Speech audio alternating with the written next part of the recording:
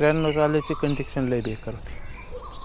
झोपडीमध्ये राहतो मी, झोपडीत. दीपावलीच्या सणाच्या दिवशीसुद्धा कामाला जाणार माणूस होता.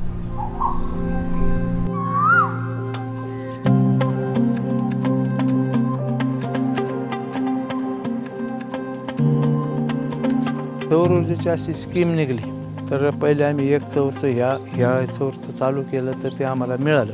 दुसऱ्याचा बी केलं ते दुसरं बसलं. तिसरा पॅनल बसला. पाणी बी आलं. बाकीचे पाणी इकडून तिकडून जमा केलं. हे एरियावरून सारं आम्ही हे डेव्हलप करतोय.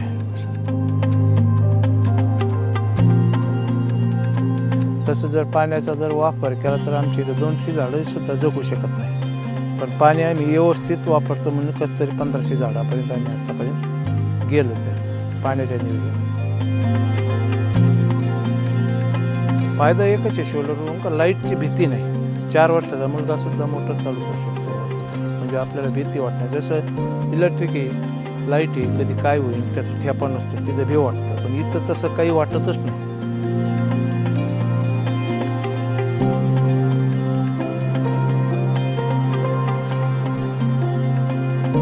आजची कंडिक्शन बघितली, त्यावेळेची कंडिक्शन बघितली तर काही पटीने पुढे गेलो होता.